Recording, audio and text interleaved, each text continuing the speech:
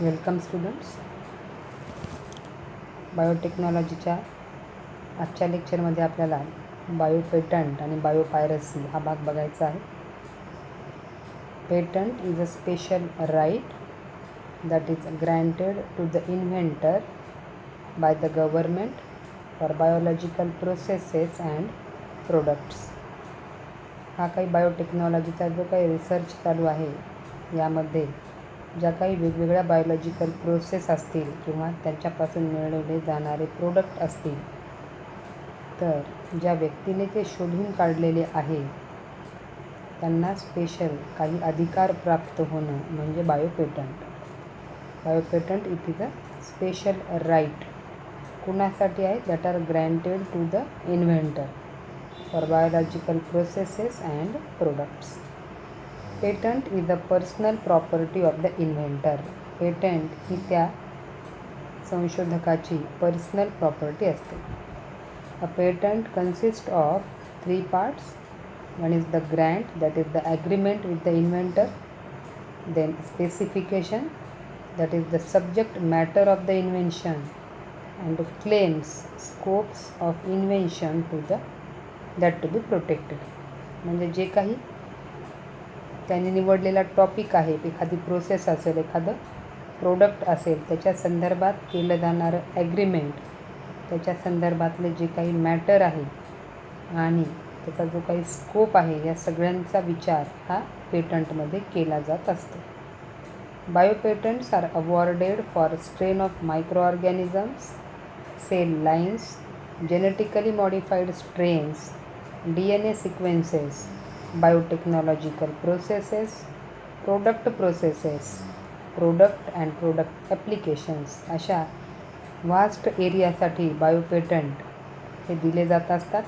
त्यामध्ये micro organisms असतील किंवा एखादा DNAचा सिक्वेन्स असेल किंवा एखादा मॉडिफाईड मायक्रो ऑर्गॅनिझमची स्ट्रेन आहे किंवा ऑर्गॅनिझमपासून मिळवला जाणारा एखादा प्रोडक्ट आहे किंवा त्या प्रोडक्टचं केलं जाणारं ॲप्लिकेशन आहे, अशा वेगवेगळ्या पॉईंटवर किंवा सब्जेक्टानुसार बायोपेटंट्स हे दिले जाऊ शकतात.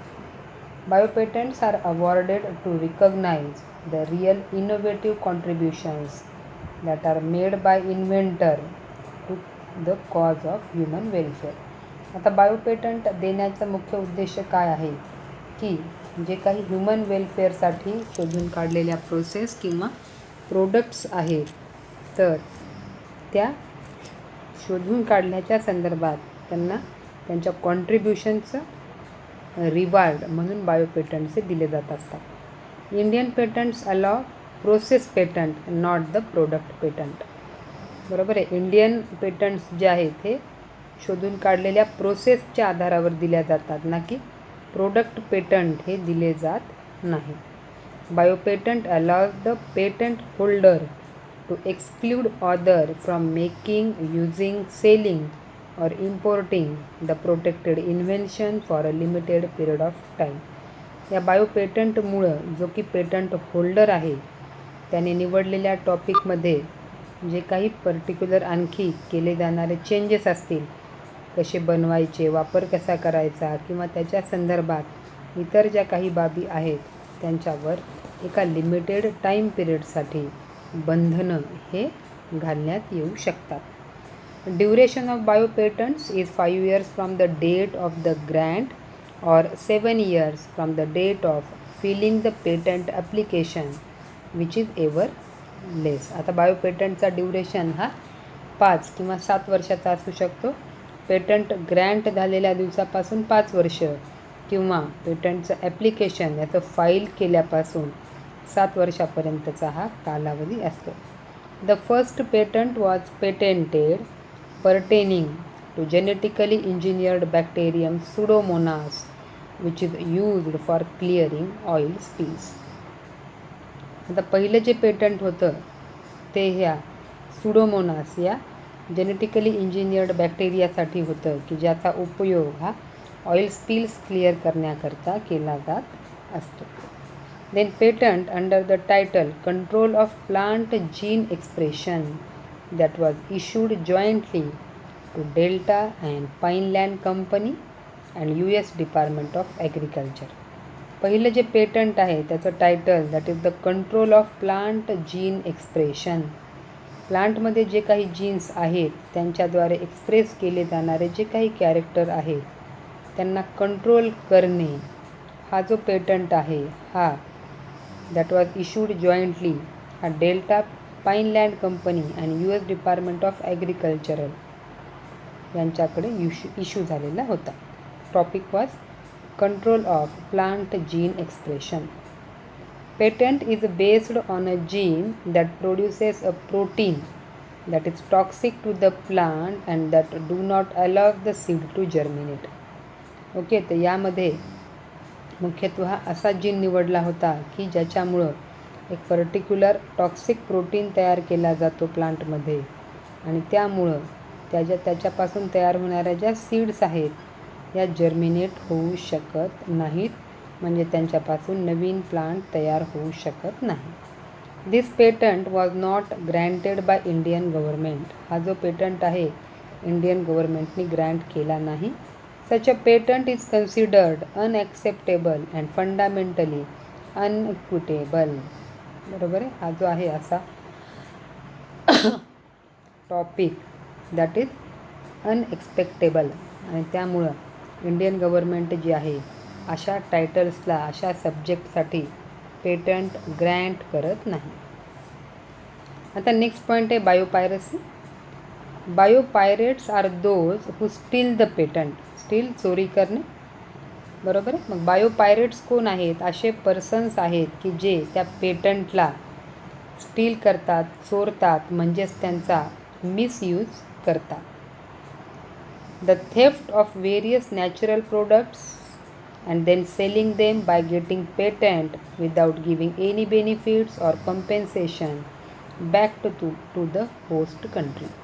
आता ज्या होस्ट कंट्री आहेत ज्यांच्यामधला तो टॉपिक आहे किंवा एखादा प्रोडक्ट आहे ज्यांच्याकडे त्याचं पेटंट अव्हेलेबल आहे, तर त्याच्या व्यतिरिक्त नॅचरल प्रोडक्ट्स हे घेणे किंवा त्याच्या संदर्भातलं जे काही सेलिंग आहे, मार्केटिंग आहे ते करणं, but without giving any benefit or compensation to the patent holder.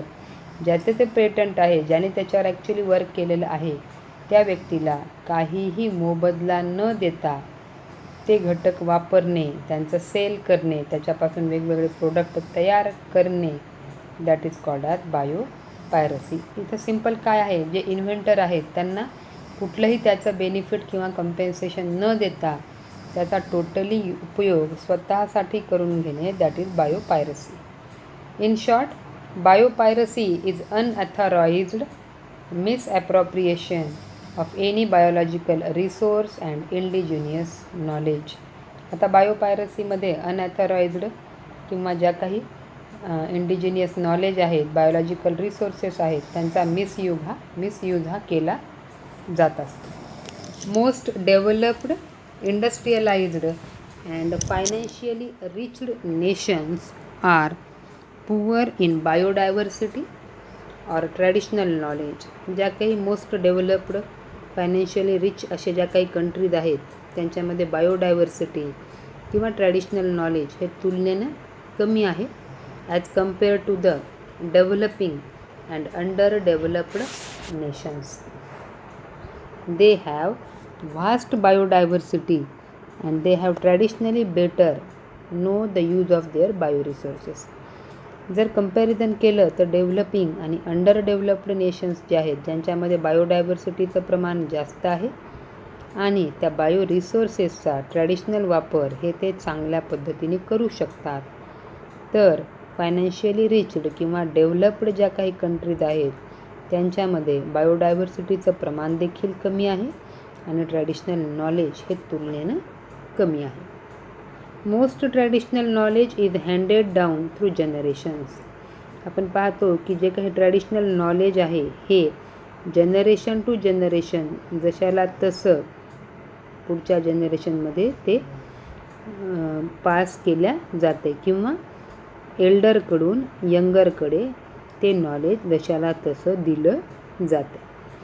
This help them to develop modern commercial applications that save the maker time, money and efforts.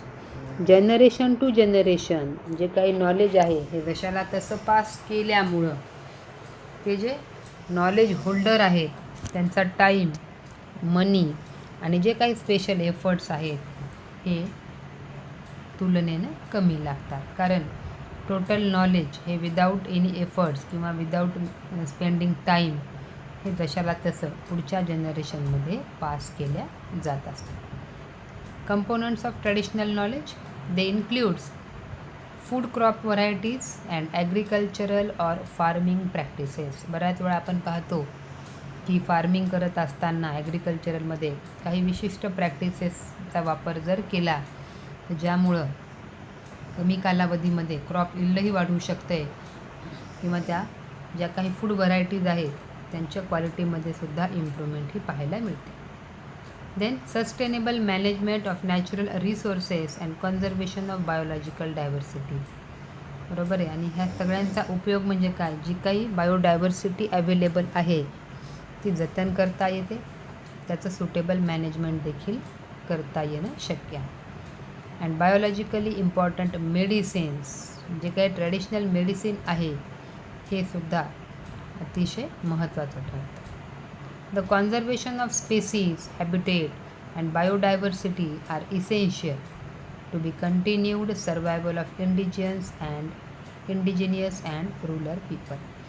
जे काही रूरल एरिया आहे तर त्या ठिकाणी स्पेसीजचं कॉन्झर्वेशन, नंबर ऑफ स्पेसीज जतन करणे आणि जे काही बायोडायव्हर्सिटी आहे हे सुद्धा जतन केल्या जात असतं.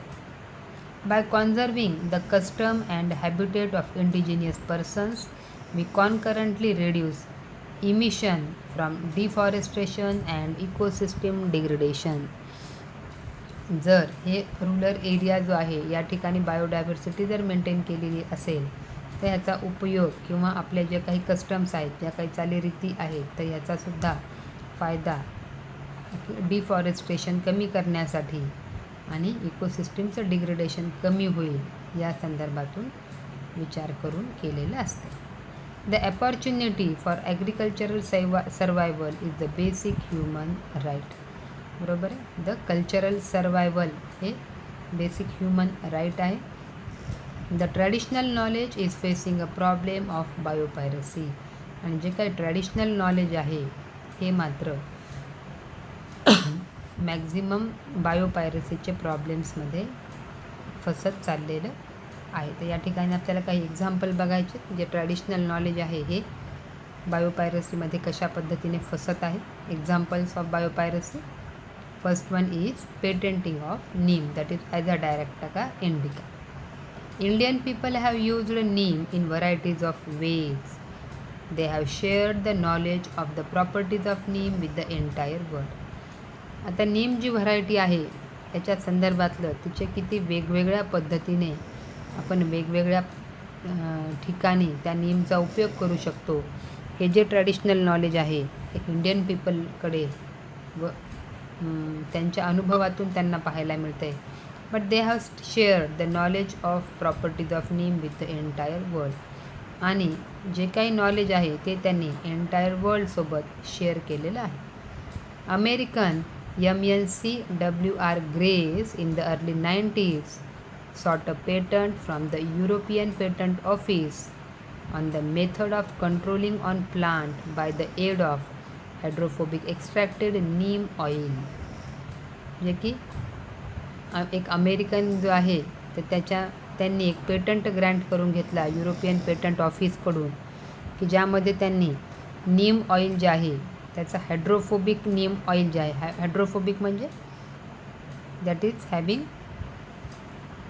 लेस ॲफिनिटी टुवर्ड्स वॉटर किंवा नो ॲफिनिटी टुवर्ड्स वॉटर, जो नीम एक्स्ट्रॅक्ट आहे तर त्याचा उपयोग हा वेरियस प्लांट कंट्रोल करण्यासाठी केला जाऊ शकतो. But the patenting of the fungicidal properties of neem and that was the example of biopiracy. यामध्ये मुख्यतः जे की फंगिसायडल प्रॉपर्टीज आहे, बुरशीनाशक आहे नीम, या प्रॉपर्टीचा उपयोग त्यांनी बायोपायरसीसाठी केलेला आहे.